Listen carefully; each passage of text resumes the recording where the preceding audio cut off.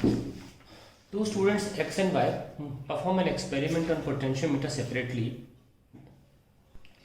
using the circuit given above.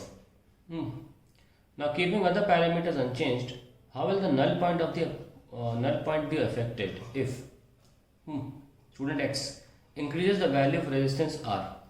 अगर ये वाली रेजिस्टेंस जो है ना ये इंक्रीज करता है तो setup R in setup by the key K1 sorry X increase the value of resistance R. क्या लिखा हुआ है यहाँ पे मैं चेक कर लेता हूँ एक बार.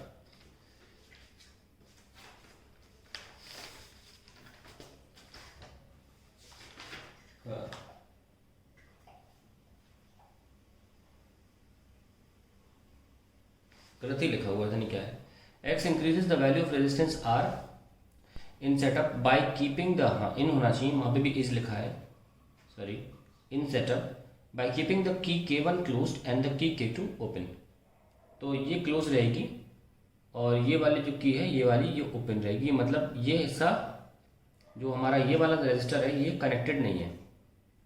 ठीक है.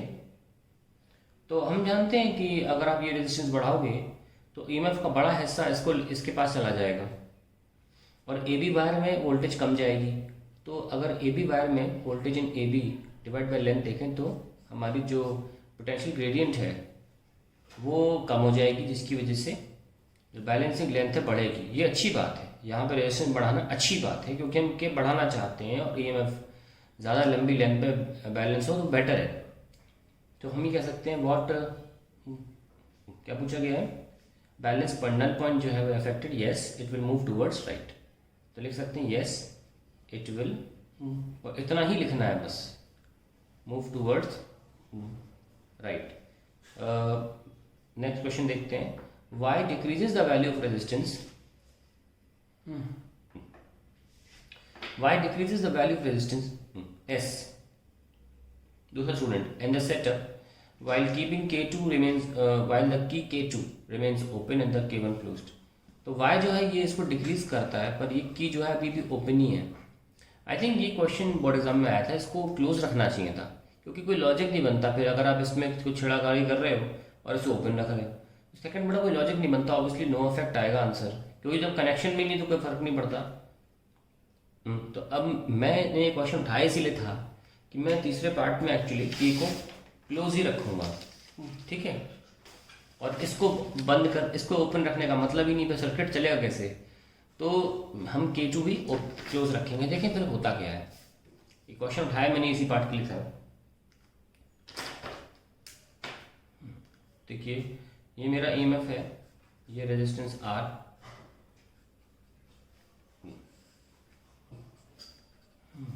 ए बी और ये मेरी सेल ये एस. इसको बोलते हैं मोर एक्सटर्नल रेजिस्टर जो इंटरनल रेजिस्टेंस निकालने में काम आता है. तो ये एक्चुअली सर्किट जो है इंटरनल रेजिस्टेंस निकालने में काम आएगा. ठीक है. अब देखिए यहाँ पे मान लीजिए ओपन था. जब तक ये ओपन है तब तक हमें ईएमएफ ऑफ सेल मिलती रहेगी क्योंकि सेल यूज नहीं होता ना. तब इधर करंट आने लग जाएगा अगर ये क्लोज हो गया. तो अभी सेल ओपन अभी क्या है सेल यूज नहीं हो रहा है. तो फिर हमारा जो रीडिंग आएगी वो किसकी आएगी. So when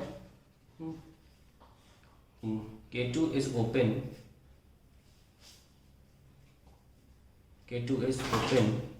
we get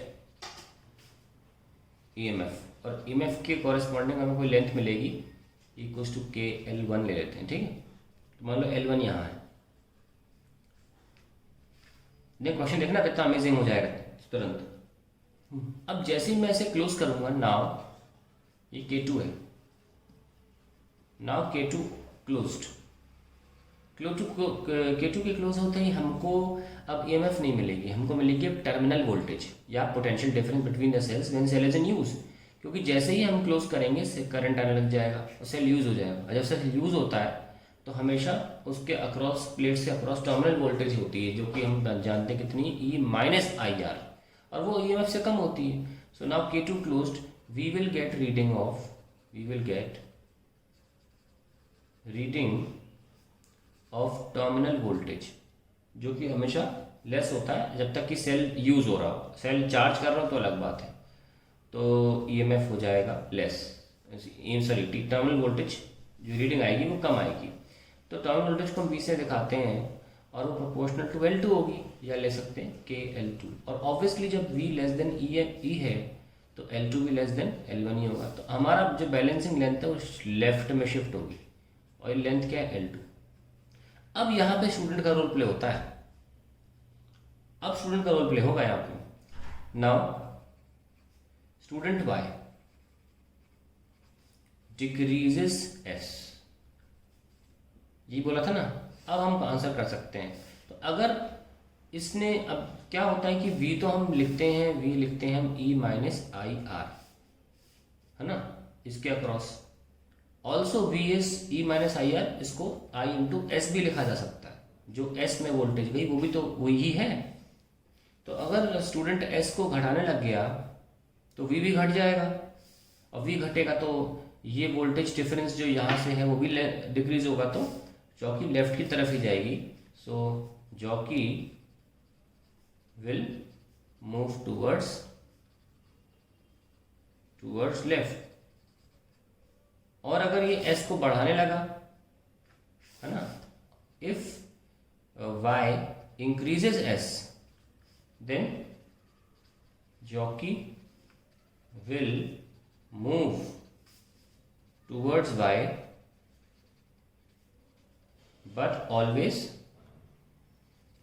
less than L1, रहेगी L1 के अंदर, क्योंकि वो कभी भी ईएमएफ से ज़्यादा नहीं हो सकती। तो आई होप ये पूरी कहानी क्लियर हो गई होगी आपको। इस पार्ट को बहुत इंपॉर्टेंस देता हूँ, जो मैंने अभी बनाया है बहुत इंपॉर्टेंट है, ये पार्ट आना चाहिए पेपर में।